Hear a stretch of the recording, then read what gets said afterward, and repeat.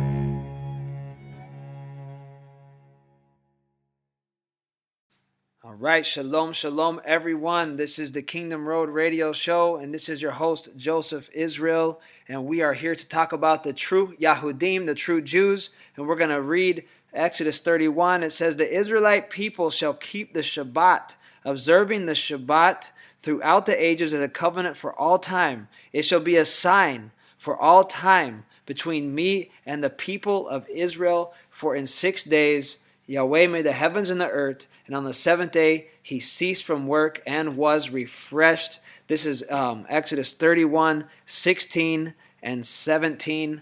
And this is just, I'm back on this topic again for the second week. The first week went really good, and we just had a few more things to say. We've got good brother Mark Manning here. And Brother Mark, welcome back to the show. It's always good to have you. It's always great to be here, Joseph. I appreciate the opportunity. Shalom, shalom. Yes, my brother. So the Israelite people, and just wanted to be clear because the term Jews is something that's really used in our modern time a lot, and it does go back. I mean, obviously, it's an English word that goes back to other ancient languages, and eventually Hebrew, which is the Yahudi or Yahudim, which means of Yehuda, and so this is speaking to the Israelite people. But also a Jew became synonymous with Israel, and it's basically amongst the scholarly world, it's understood as another word for Israel, even though it's not all the way accurate. But the real accurate term is an Israelite or Bnei Yisrael, which Mark, you're an Israelite, I'm an Israelite. We're striving for the blessings. We're understanding these things. But the actual Yahudim, the children of Judah that are still holding on to these things, we're wanting to really explain to our listeners about the importance of understanding who the Yahudim are, because we have people out here teaching lies, trying to basically deny the identity of Yah's actual people, the actual Bnei Yisrael, the ones that are actually literally descendants that have kept their lineage going all the way back. And so the Israelite people shall keep the Sabbath, observing the Sabbath throughout all ages as a covenant for all time. It shall be a sign for all time between Yah and his people. So, and there is the people who have kept the Shabbat are the Yahudim. They still keep it today. So Mark, what do you have to say about that? Yeah, absolutely. The Shabbat has been observed and kept. So many people often ask, how do we know when the Shabbat is? There's so many proofs in the history. Not just people always reference the Gregorian calendar. They forget that the Yahudim have their own calendar, the Hillel 2 calendar, in which the Sabbath is the same day. We were talking about this earlier. Even the Chinese calendar numbers the Sabbath as the word in their language for the seventh planet, because they know that the seventh day is the seventh day. And in Islam, the seventh day is called Asabat. So there's all these proofs. The Yahudim have passed down the truth of the Sabbath, the truth of the circumcision, the truth of Torah, and they've been doing this and teaching it, just as we said in the last show. When you started the show last week, you began talking about the lineage and how the Yahudim would teach their children, and their children would teach their children, and that's what the Torah teaches. So it's a beautiful thing. It's a covenant thing. So yes. Shabbat is eternal.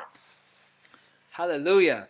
Yes, and it's a mark between Yah and his people, and the children of Israel are holding it, and that's why we see the greater Israelites, coming from the four corners of the earth, even that aren't necessarily B'nai Yehuda, that are coming into it through faith, and maybe they don't know their lineage, but they're coming to the Shabbat. They're coming to follow the Rabbi of Nazareth, the Rabbi Yahshua or Yahushua, as you say, the great Lion of the tribe of Yehuda. And so this is why it's really important to understand who Yehuda is, and so we understand that even in the first century, the Yahudim, the children of Israel, were scattered by the Assyrian Empire, the 10 tribes, and then Yehuda became scattered by Babylon, and then also Persia and the Greek Empire. And so they were scattered all over the world already, and some did return to rebuild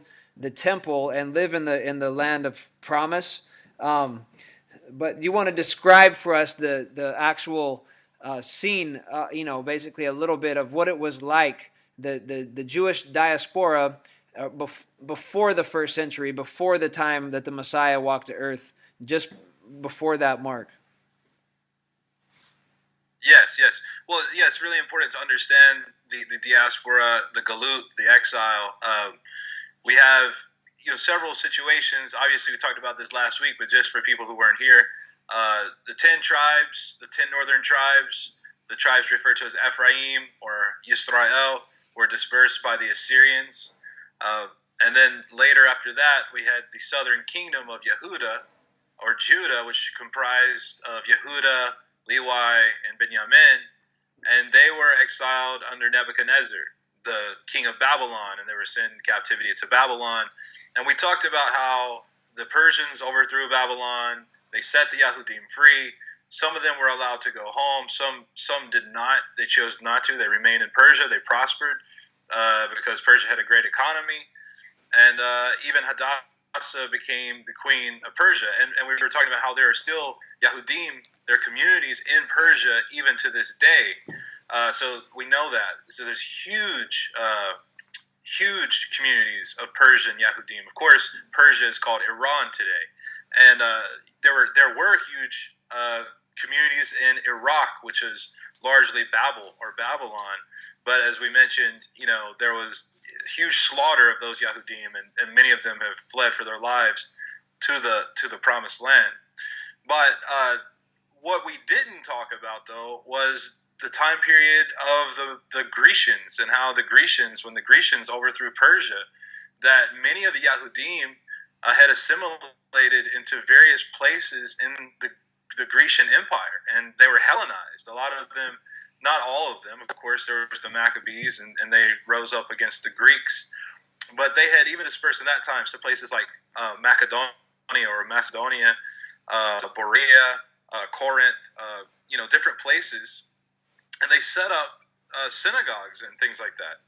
And so, there's all this proof of where they were. But of course, to get back on track, the Yahudim, they, after the Babylonian and Persian time of rule over them, they came back and they built the temple, with Zerubbabel and Ezra and Nehemiah. And, this was a great time for the Yahudim. But of course, we know Yahushua comes on the scene. sometime after this time period, and basically after Yahushua walked and talked and taught his students, the Nazarene, the Nazarenes, the disciples. After he taught them, and they began to go throughout the empire. First, they Yahushua said that he came for the lost sheep of Israel, and then his students after him, after he ascended into the Shemaim, the heavens, they went out to the Roman Empire to teach. And so we see a lot of things took place there, because like in the book of Acts, we see that Shaul, who's called Paul, he's going to different synagogues that are in the Roman Empire. So we have, for instance, him going to, well, first before we even talk about, it is the Roman Empire, right? But let's talk briefly about where he's from, because remember, Shaul was a Roman citizen.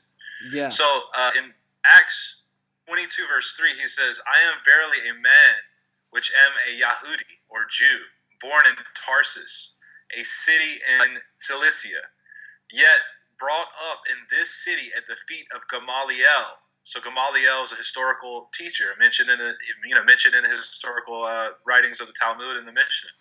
He was seen as a head teacher. And Shaul, this man from Tarsus, he was a Yahudi, and he was a student of Gamaliel, and he taught according to the perfect manner of the law of the fathers, and was zealous towards Yahuwah, as you are all to this day.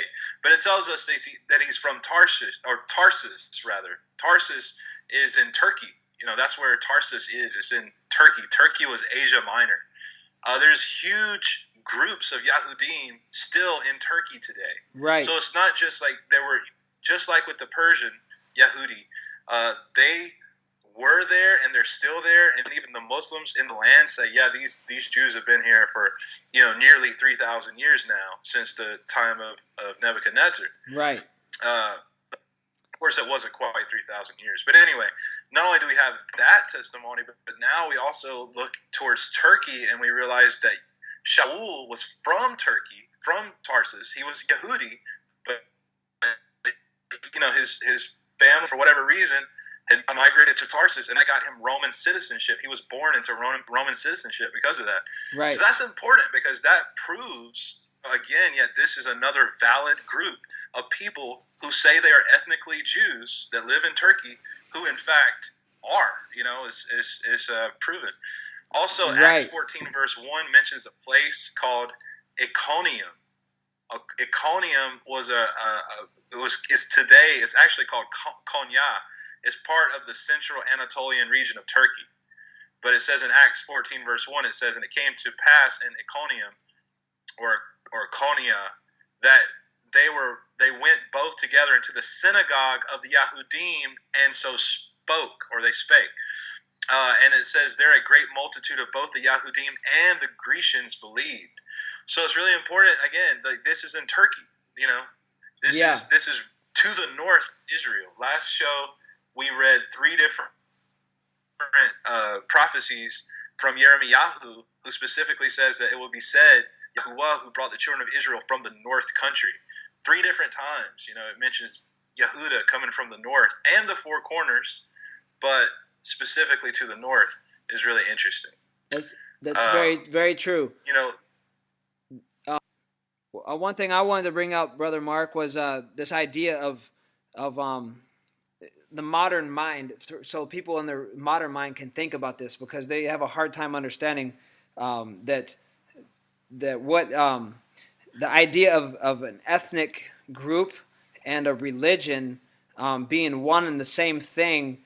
It doesn't. When someone says a Jew, it doesn't mean it doesn't all fit up in the way that people like to compartmentalize it. So I have this quote from a rabbi who's also a teacher at the University of California, Berkeley. His name is Daniel Boyarin. He says here, it says, for us, Jewishness is a very mixed category that doesn't really map onto either ethnicity or religion alone. This has a good historical basis. And he quotes something, and it says, in this book, the term Judaism will be used as a convenience to refer to that part of Jewish life that was concerned with the obedience to Elohim, worship, belief, that though I recognize that the term is an anachronism. Okay, and then he goes into the idea here that basically to be a Jew is to follow the foot, to walk in the Torah, basically. And so, and then he goes into the idea here that the temple in Jerusalem was one of the most impressive centers of the ancient world, famous throughout the known world for its splendor, for its magnificence, as opposed to most other peoples who had many cultic centers. The Israelites performed all their sacrifices at one place, the temple in Jerusalem. Those were the obedient ones, right? For centuries. Josiah's reform was in the 7th century until the Second Temple was destroyed in 70 AD, at least officially. When the temple was extant, most Jews organized their religious lives under its festivals and rites, its priests and practices. Distant Jews in Alexandria and similar places sent in donations. At least in principle, all Israelites were expected to make a pilgrimage to the one temple in Jerusalem 3 times a year to celebrate the great festivals. This provided an organizing and joining principle for all the people, transcending many disagreements and diversities. Even this, however, was not always the case, as there were groups such as the people of the Dead Sea Scrolls who rejected the Jerusalem temple as corrupt. And then it goes on. So basically we see here, I just wanted to bring this out, that there is historical evidence that people were sending money from the diaspora, from Alexandria, from Egypt, and from all over. They were sending money to the temple. They were. It was understood they were coming to the temple, and there was Jews with all kinds of different maybe interpretations of some things leading up to the 1st century of what you're talking about. Which Paul, who was a student of Gamaliel, who was part of the Sanhedrin, and I just wanted to just show that it's a very deep thing, because the fact that the Torah is associated, that this faith is associated with the ethnic group, that there were people that were grafted in that became Yahudim that weren't even the necessarily born Jews, but they became Jews through their faith and were grafted in and walked amongst the Yahudim as Yahudim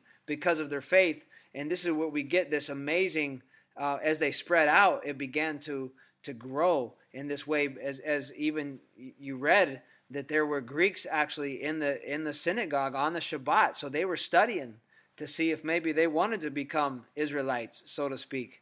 And then at this point, the apostles of the Messiah came and gave a testimony. So just wanted to bring that up. And let's continue on in the book of Acts, because this is a great testimony of the diaspora of the Yahudim in 2,000 years ago. Let's go to Acts chapter 2, Mark, and I'm just going to read. It's at Shavuot, so this is one of the times that all the faithful Yahudim, all the Jews were to be in Jerusalem, and this is the time the apostles had gathered according to the teachings of Yahshua the Messiah. He told them to wait in Jerusalem according to the Torah and according to his word, and the Spirit was poured on high, and they spoke in all these different languages, which is where you get verse 6. It says, "Now this noise was abroad. The multitude came together, and they were confounded, because every man heard them speak in his own language. And they were all amazed and marveled, saying one to another, Behold, are not all these which speak Galileans?" So basically from the northern sector of Israel or Judea. How hear we every man in our tongue, in our own language that we were born? Parthians, Medes, Elamites, the dwellers of Mesopotamia, which is Babylon, and in Judea, Cappadocia, you can correct me, in Pontus, and in Asia, Persia, Pamphylia, and Egypt, and parts of Libya, Cyrene, strangers of Rome, Jews and proselytes or converts, Cretes, Arabians, we do hear them speak in our tongues the wonderful works of Elohim. Mark, what do you have to say? Tell us. It's major. It speaks, it kind of speaks for itself in a major way. It's telling us that there are people from all these regions.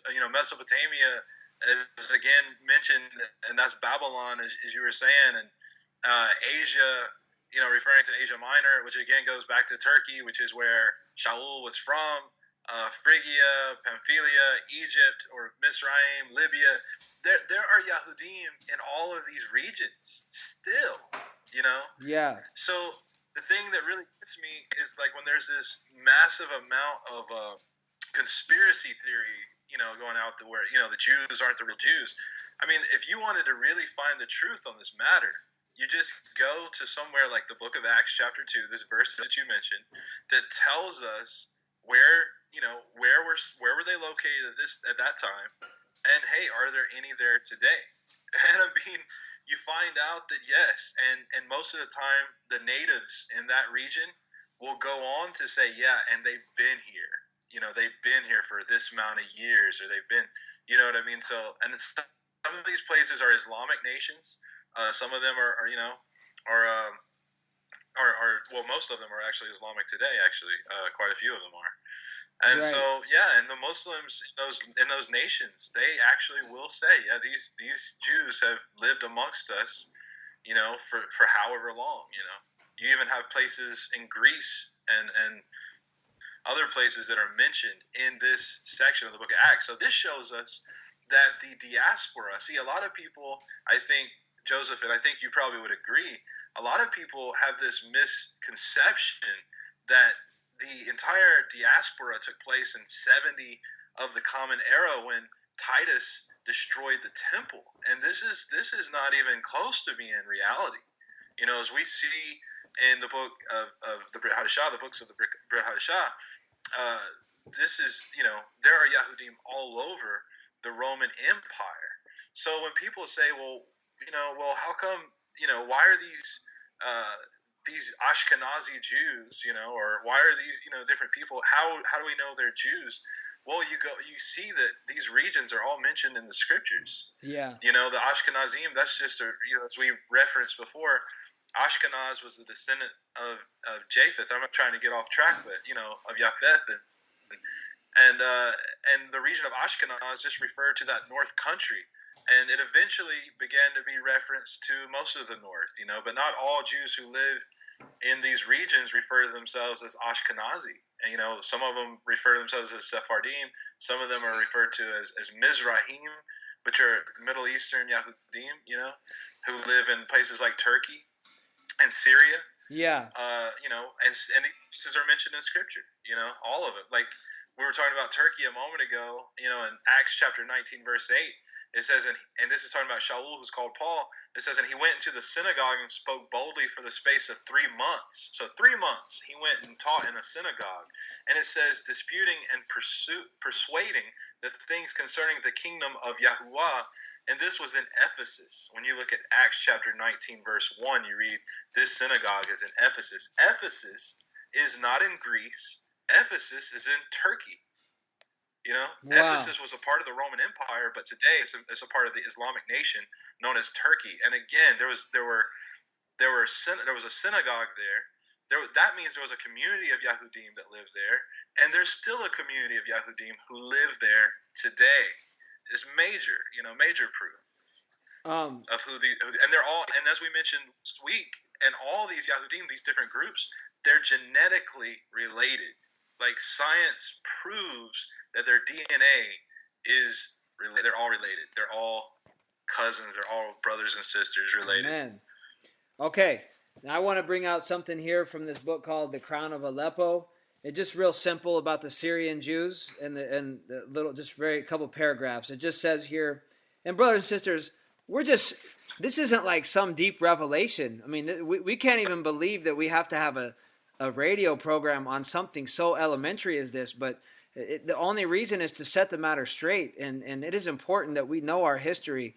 A wise Jamaican man named Marcus Garvey said, a man without a knowledge of his history is like a tree without roots.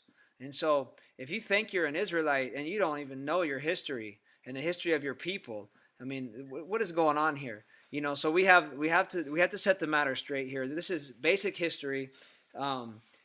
This is from the Crown of Aleppo, page 56. It says, it is not known exactly when the first Jews came to Aleppo. Ancient tradition goes back to King David or a period right after the destruction of the first temple. They don't know. However, it's that old. I mean, you're talking at least 600 BCE, which would make it among the most ancient of the continuous Jewish settlements in the Diaspora. In fact, the Jewish presence in Syria is well documented from the Roman period on. The historian Josephus, for example, records how Ezra the scribe was commanded by Xerxes in the 5th century BCE to appoint judges among the Jews to hold court in all of Syria and Phoenicia. Josephus states that for as the Jewish nation is widely dispersed over all the habitable earth among its inhabitants, so it's very much intermingled with Syria. So look what Josephus says there. They're all over the world. Just like they're in Syria. I mean, this is amazing. And then it just says, for centuries, the Jews played a prominent role in the life of Aleppo. And it kind of goes on, and it says the great Jewish philosopher and philologist, Saadia Gaon, which, I mean, he wrote a Hebrew grammar book. He was a very amazing person about still even the ancient pronunciation of the Hebrew language was well documented by this person in the year 921. He came to the city in 921 and remained there for an extended period. The community's members were bolstered in the 10th century by Jews fleeing political chaos in Iraq. So here again, and that shows you that 1,000 years ago, there were Jews that were in Iraq. And of course, we all know this, or we know this, Mark. But they had to flee to Aleppo because of something that was going on there. And then it says, in the 11th century, Rabbi Baruch ben Yitzhak and Baruch ben Shemuel were recognized as leaders of the Aleppo Jews. Ben Yitzhak's commentary on the Talmud was widely read, and parts of it are still in extant. Maimonides praised the Aleppo as a center of Torah study that exceeded that of Israel and all the rest of Syria, and Maimonides' own descendants ultimately left Egypt for Aleppo. Okay, this is amazing. I mean, do I have to even keep going? And it keeps going under the Ottoman rule. And then at the Spanish Inquisition in 1492, a second wave of Spanish Jews arrived in Aleppo. This is the history. Brothers and sisters, this is so serious to understand. The Jews never lost their identity. That's the beautiful thing. That's what we're trying to share with you all today. The tribe of Judah, the tribe of Levi, and some of Benjamin have kept their identity. And it's possible some other tribes, but for sure, the Jews have kept their identity. That's why they've been persecuted. So, I mean, this is just one book that I picked up. Also, I have a book called The Jews in Old China. Talks about in the 17th century, which is the 1600s, when Jesuit missionaries, far from Jewish, Jesuit missionaries marked the beginning of their spread east. They couldn't believe when they got into China, into Kaifeng, they found a huge Jewish center of Torah students, synagogues, Torah scrolls. It was all happening up there too. So this is well documented in a book called The Jews in Old China. So Mark, isn't this just amazing that we have so much proof, and yet it's crazy that we have so much confusion in this world of misinformation. So I wanted to bring out one other thing, Mark, and then we can go on to another subject. But the Aleppo Codex and the Leningrad Codex, and so I think we've talked about this in the scripture canon thing. And so one is found in Russia, and one is found in Aleppo in Syria. Both of them are very similar, and both of them are thought of as the most accurate text. I mean, the Aleppo Codex is thought of as even more accurate, but the Leningrad Codex came from someone who basically copied it from the Aleppo Codex, as far as I understand, who was a rabbi, who was of the Rabbinite or the Pharisee version of Judaism, and the Aleppo Codex was written by a Karaite group of scribes called the Ben Asher family. That you understand that too, right, Mark?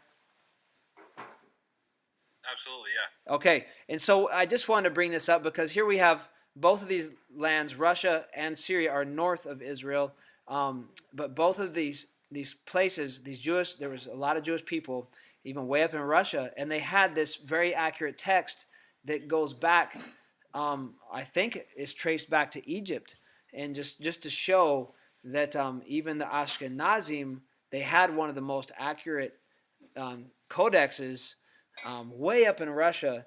Every scripture that we have today is basically based on the Leningrad Codex. So I don't. I think people need to go back and really check their history here, and also seeing like what happened in Aleppo, the Jewish communities, like you were saying, Mark, it's very clear whether they were from the Babylonian Jews, whether they were from Syria, whether they were from Spain, whether they were from Russia. They all accepted each other as Yahudim. Would you like to comment on that a little more?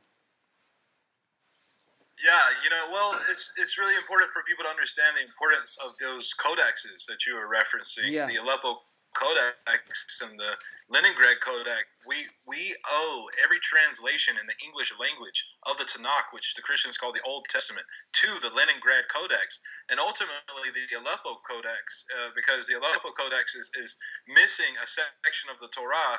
That's very unfortunate.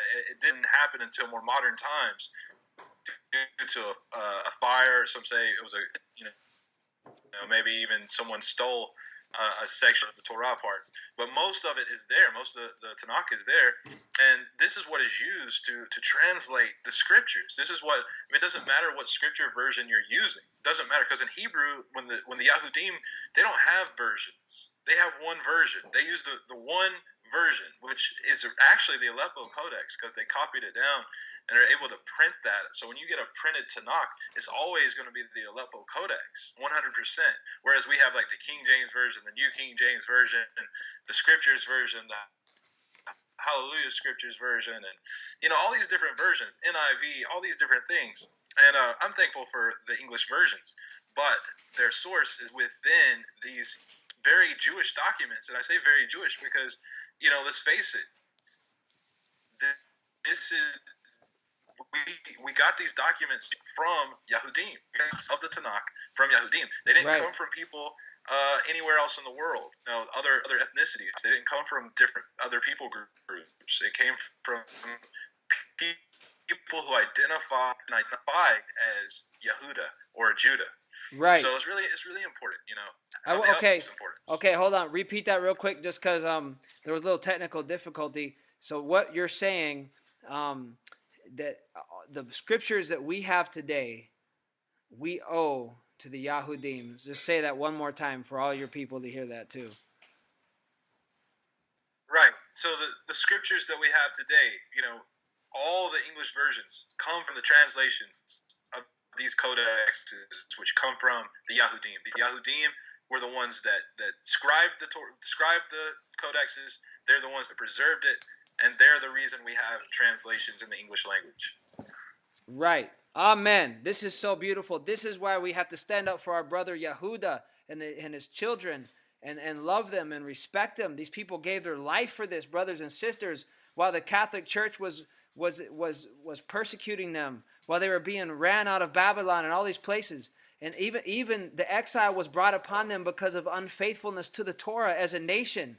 But there was faithful Jews all the time. There was always faithful Israelites that stood up. But yet as a nation, it did go through a rejection. But Yah is going to restore his people, and it's all a part of the story. It's all a part of the lesson. We have to all go through this. And without the Jews holding on to the Torah, if we didn't have the Aleppo Codex, if we didn't have the Leningrad Codex, we wouldn't have a Bible in the English language or any other language. Think about that. While you find these people out there, and I want to say, I'll just go out and say it. There's a very dangerous teacher out there, and he has something called Torah to the Tribes, and it's completely false what he's teaching. Of course, there's always truth mixed in, but it's terrible, unhistorical, and it's very arrogant, and there's a lot of hatefulness that he's preaching, and so he'll have to deal with his own results of what he's going to reap, what he sows, just like the rest of us. But when you're preaching falsehood, you can't expect anything good to happen. But we will stand up for our brothers Yehuda. And so, Mark, this idea of the the Khazars, since I brought up this whole controversial subject. We don't want to get in the controversy or the conspiracy, but the ancient Jewish history and the Khazars and these people out here preaching so much hatred. I get called a Khazar all the time. I'm sure you do. If it's not a Khazar, I get called Esau by these black Hebrew Israelites. And I'm not against anybody. I just find that there's a lot of hatred. And these words, Esau and Khazar and Edomite, get thrown at white people that are associated with Israel or being Jewish. And, this has been debunked a long time, that the Ashkenazim are all converted Khazars.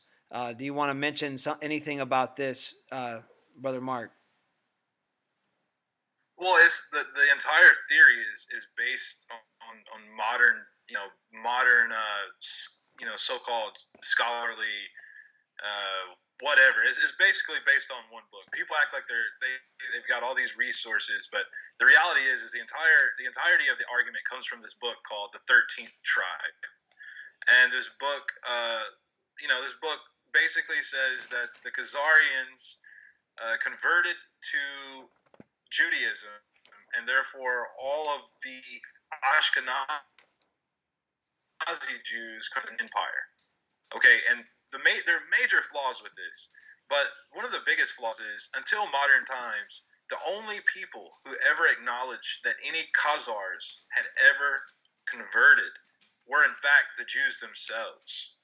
Matter of fact, it is the Jewish histories, the Yahudim themselves, say that the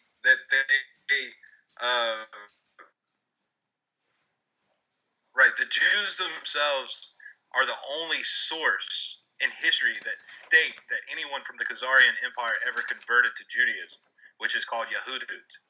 The Khazarian king, they claim, became a convert to Yahudut or Judaism.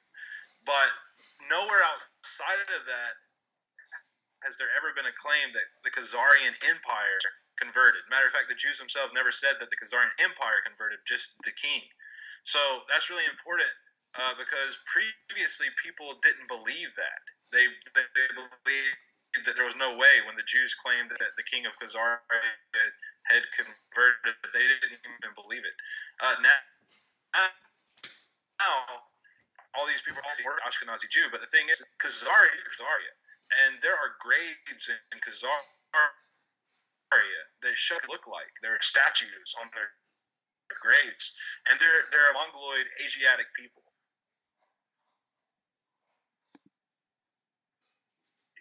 They're very Asiatic. You can tell by their features, their eyes. They, Ashkenazi Jews. They just don't. They bear no resemblance. And Joseph, we also know, like we said last week, the DNA and the history, that these people are all related to the Sephardic Jews from Spain and from the Mizrahim Jews that stayed in the Middle East. Okay, so they're all genetically related. Right. So what you were saying, I got a little choppy there, but you were saying basically that the Khazarian people as a whole, they don't necessarily look like Ashkenazi Jews, and that's what you're saying, right? Yeah, that's one of the things, yeah. Right. So, and basically, it's been debunked. It was a theory. It was one book, and it's been debunked, and it's not even worth spending much time on. And of course, you can find a lot of hate and anti-Semitic thought online. But brothers and sisters, if you want the truth, just stick to the Word. But we will look at history, and I wanted to bring up this one thing about these Jews that were living in the year 1000 in a place called Rhine, which basically, I mean, that's like in the Swiss Alps. That's like German, Swiss, that area up around that area. And these Jews, they sat down. They were taking their Erev Shabbat meal. The Crusaders came to their town. They knew that the Crusaders were coming to kill them. They stopped eating their meal. They all went down to the synagogue. They had a Kohen that said the blessing, and they said the prayers for what was such a terrible moment. And they went to the synagogue on this Shabbat, and they all were killed for saying the Shema, for refusing to bow down to Christianity, and for being Jewish. It is such happenings which decimate the Jewish communities in the Rhine region by massacre and self-immolation to escape baptism. Okay? They wanted to escape baptism. Why? Because they wanted to stand up for Yud He Vav He or Yud He Wah He Echad, for the one true Elohim, and not bow down and be baptized into the Catholic Church. And brothers and sisters, they have maintained their identity to the death. And it wasn't just a popular thing just to say you're Jewish. It meant death for thousands of years. And so we have to understand these things. To keep the Shabbat, you could be killed for it. This is not a light thing.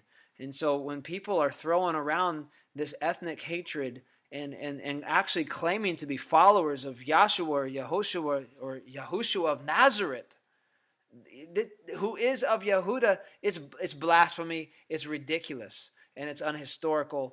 And you know, people have to get a grip on what they're talking about here.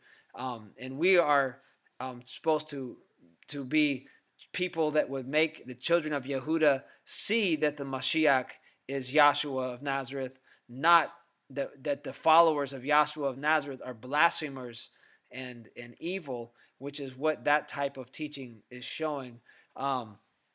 Mark, can you hear me? Are you still with me?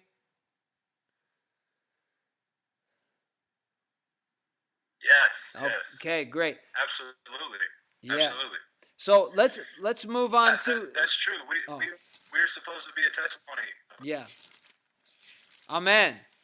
So let's move on to Acts 15, and I assume that most people are familiar with that. If not, please go ahead and read the whole chapter, everyone. But just we don't have, for time's sake. Mark, I want to know your opinion and your thoughts on Acts 15. I mean, wasn't it that just to help Gentiles that that they believed that Yahshua was the Messiah, that they could begin to associate with the Yahudim and begin to learn Torah on Shabbat? Isn't that basically the idea?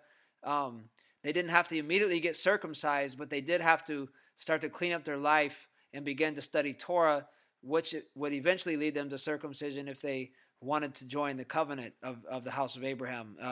You can go ahead and share your thoughts on Acts 15.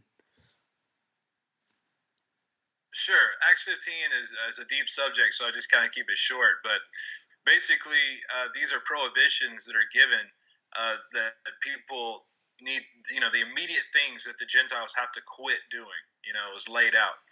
Worshipping idols, which is a long list of Torah laws. There are more than one. It's not just the law to not build an idol. It's also one not to bow down to it, not to serve it, not to celebrate the holidays associated with it, not to say its name. So there's more than one commandment there. Right. And then it talks about not eating blood, and it talks about whoring, which whoring is a long list of things. It's not just adultery in the typical sense. It's all types of sexual immorality. And then it ends by saying that Moses has in every city those that proclaim him, meaning that there's literally in nearly every city a synagogue, and this was talking about in the Roman world at that time. Yep. And that's basically saying that the Gentiles should have to go to those synagogues and learn the Torah. So you're absolutely correct. I mean, the Acts 15 is the layout for where do you begin. You come into this knowledge now, and you're already an adult. You haven't been circumcised. You're from another nation. You worship Jupiter or Zeus or any of the ancient demons and devils of the Roman Empire. How do you begin? And these are the beginning stages. Right. You profess the Mashiach. You call upon the name, which is all in Acts chapter 2, and you're immersed. And then you begin exploring idolship.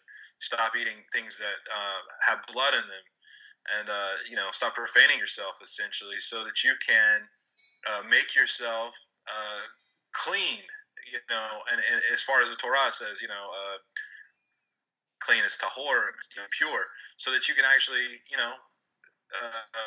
fellowship brothers in the belief who are Yahudim. Most of Yahushua's belief. Right. You went out there. for a second, but you just said you His said followers were mostly Jews. They're mostly Yahudim. okay. Yeah. So we broke up there a minute, but it sounded like you were saying that most of the followers of Moses were I think you were just saying that these were the Yahudim. The followers of the Messiah were Yahudim. Now the Greek people were coming in, or the Gentiles were coming in, and these were the things they had to immediately start to do so that they could associate with Yahudim. And I think it's really amazing, just as a side note, that it didn't say go to the Messianic synagogue or congregation. It said go to the synagogue, go to the place where the Yahudim are studying and fellowship with them. It wasn't that don't talk to these people who rejected the Messiah or don't believe in the Messiah. Go to them, fellowship with them. And the reason I think, obviously, it's obvious because who the Mashiach is or isn't, it does not take away from who Elohim is. As you say, Yahuwah or Yehovah or Yahweh, the Yod-He, Vav-He, Yod-He, Wah-He, for people that pronounce it differently, this almighty Elohim of Abraham, Isaac, and Jacob, or Yaakov, this one is Elohim Echad. He is the one, and the Mashiach is his son. And people were receiving this revelation. Some of them Gentiles, even before the faithful Yahudim were receiving it. But that shouldn't prevent you from actually going to the synagogue at that time and studying with Yahudim who were proclaiming Moses, were proclaiming Yirmiyahu and Isaiah as the prophets, and let us learn together and study together. This is the only way we can all grow together. What do you think about that, Brother Mark?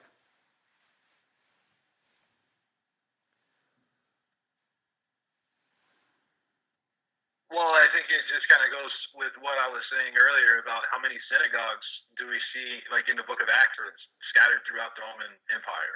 We have synagogues all over the place. Acts chapter 9, verse 20 tells us that when Shaul was in Damascus, which is Syria, Roman, a part of the Roman Empire at the time, that when he was there in Damascus, that he preached in their synagogues the message of Yeshua.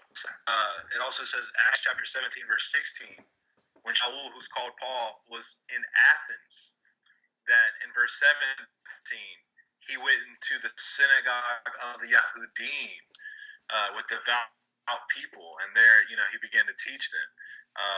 Acts 18, verse 4 tells us that he was in Corinth. He was in the synagogue every Sabbath in Corinth. It says reasoning with Yahudim and Greeks. So, yeah, the synagogue. The word synagogue in Hebrew is actually two words. It's Bet HaKnesset. It's the house of the assembly, the house of the sanctuary, the house of the meeting place. And right. so, so this term synagogue is Latinized. But this is what it's talking about. It's the house of the meeting place. This is where the Yahudim would meet and have services, while outside of Jerusalem. And there were synagogues in Thessalonica. In Acts chapter 17, verse 1, there was synagogue in Thessalonica. Also mentioned in Berea, the Bereans. You remember the Bereans who were supposed to study like the Bereans? They were the ones, students of the scriptures. Well, they were in a synagogue. It tells us right there in Acts 17, verse 10. This is incredible. The brethren immediately sent away Paul and Silas all night into Berea. Yeah, you went out there for a second, but yeah, this is incredible. This is truly incredible when you wrap your mind around how different it is than what the common biblical history is thought of. Honestly, what Christianity has done is take away all the Hebrewness of the Brit Hadashah and make it like the apostles were these Gentiles when actually they were Yahudim. And we know this, and that's what's kind of birthed the Hebrew roots movement. But unfortunately, the Hebrew roots movement is losing its roots, and people are getting into following other people than sticking to the word. And it's going to be very important, brothers and sisters, to understand that the enemy is out there trying to divide, trying to get people to swerve, trying to create divisions and hatred, and obviously wanting to get rid of the seed of Abraham, Isaac, and Jacob. And so let us remember to move with kindness, humbleness, and respect. And I just wanted to read. We're getting close to finishing up here, and I just wanted to read a couple little scriptures of Shaul, which if we go to Romans chapter 9, he says here, he says, it says, his brothers, he says, my brothers which are my own flesh, verse 4, it says, who are the Israelites, to whom pertains the adoption and the honor and the covenants and the giving of the Torah and the service of Elohim and the promises, whose are the fathers, and of whom, as concerning the flesh, the Messiah came. So this was 100% understood that this was going on. Now people, also in Romans 3, it says, what advantage has the Jew, or what profit is there of circumcision? He says, much in every way, chiefly because unto them was committed the oracles of Elohim. So that this is very important to understand. And also, it says here in the book, in Romans 2, it says, let's see here, it says, verse 8, but unto them, it says, that are contentious and do not obey the truth, but obey unrighteousness, there will be indignation and wrath, tribulation and anguish upon every soul of man that does evil, of the Jew first, and also the Gentile. But dignity, honor, and peace to every man that works good, to the Jew first, and also the Gentile. For Elohim is of no respecters of persons. And just wanted to bring out there that there's wicked and righteous amongst all people, and that includes the Jews. It doesn't because some were unfaithful, doesn't write off the rest who were faithful. And so it's just important to realize that. And so when you look at the world today, just that, even the modern state of Israel, the government isn't all the way righteous. It's not like it's the kingdom of Yah. It's actually a worldly government, and so people, it's definitely not the biblical or the scriptural Israel that is talked about that the Mashiach will rule over. It says he will rule over the 12 tribes of Israel. That is yet to come, brothers and sisters. And but just because of that, remember that the Yahudim are still here and they are faithful. And there's many rabbis, even Pharisee rabbis, Orthodox rabbis, that reject the modern state of Israel and as anything. They actually think it shouldn't be formed yet until the Mashiach comes and restores it. And that's a whole nother topic. But the fact is that the Israel, the nation in these last days, is being gathered out of all nations. And there also is a nation called Israel in the middle of East. And this is also of great significance that it's all happening at the same time. And that most importantly, brothers and sisters, just don't get confused that the modern state of Israel is not the restoration of Israel that is happening through Mashiach and through the Ruach HaKadosh. Though the land of Israel is still there, and though the people of Israel, the Yahudim, are still here, and there's going to be some great fulfillments, and that land has prophetic significance, and let us stick to the word and love each other and continue seeking the truth. Brother Mark, some final words for people out there as they continue looking at history and the scriptures?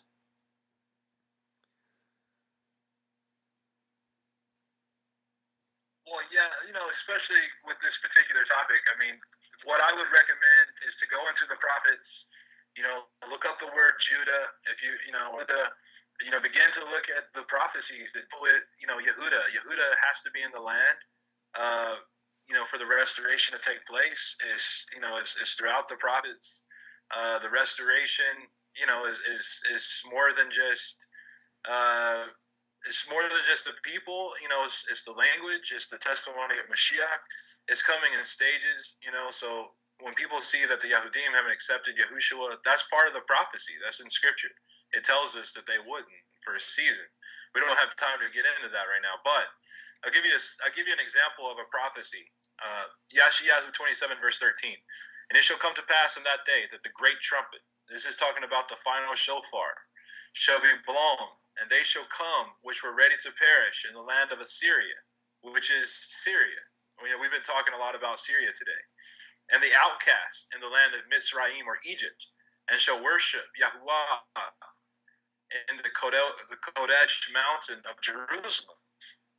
So we know that this is talking about the return of Israelites from the land of Assyria, from the land of Egypt. There are so many different, verses, but instead of getting off into like conspiracy theories or getting off into videos on YouTube or the internet, get into the Word and look up what the Word has to say about the subject. The Word is very clear. The Yahudim would be scattered throughout the world. They were scattered throughout the Roman Empire. They built synagogues. They have a long history. Look into the history. Get the information correct in your minds on these things, because it's really important. Yep. Let me give you another resource really quick. Check history. It's important to note that there were Yahudim in the land of Judea, which is called was called Palestine by the Romans, but they lived there all the way through this time of the diaspora as well. Yep. For instance, there's this documentary. It was a Nazi propaganda film called The Eternal Jew, and it documents at that time, before Israel was a nation, the Germans stated that there was no difference in the Jew that lived in Germany versus the Jew that resided in Palestine, which is Israel. So this was from the mouth of the haters, from the Nazis. The Ottomans, which were against the Jews as well, state that by the mid-19th century, this is before Israel was a nation now, before Israel was formed as a nation, that 5 to 7% of the region called Palestine were Jews, Yahudim. They were actual practicing Jews, keeping Torah, eating kosher, circumcising their children, everything that comes with the Torah, keeping the Sabbath and the feast days, and they lived in the land before it was ever formed as a nation. So it's really important to understand these things. Yes. In reference to Yehudah and their culture. Beautiful testimony, Brother Mark. It's truly been a pleasure to have you go over these wonderful subjects, and we pray for our brother Yehudah. We pray for all of Ephraim, for all of Israel, for the coming together of the 12 tribes, that the redemption will come speedily upon the earth, and that all people of Emunah will come together in one mind frame, and observant people will get together. There's going to be a great healing, a great wonderful thing that's going to take place. So let us continue to lift each other up. Mark, you're doing a great work. Everyone, go check Mark out on messengerofthename.com. Also his YouTube. He's got some great videos, some great things. And you can go to israelofpromise.org and see what I'm spreading. But ultimately, go to the scriptures for yourself and study for yourself and test all things. Don't believe it because I said it or Mark said it or anyone else said it.